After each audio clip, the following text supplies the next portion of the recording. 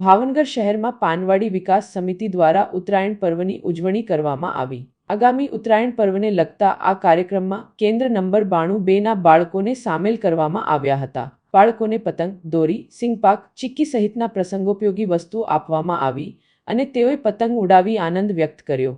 પાનવાડી વિકાસ સમિતિના સદસ્યોએ જણાવ્યું કે આ પ્રકારના કાર્યક્રમો બાળકોમાં ઉત્સાહ, પરંપરા અને સમાજની સાથે જોડાણ વધારવા માટે મહત્વપૂર્ણ છે। આ ઉજવણીમાં બાળકોએ ઉત્તરાયણની પરંપરા અને આનંદ સાથે પર્વને જીવંત બનાવી દીધો હતો।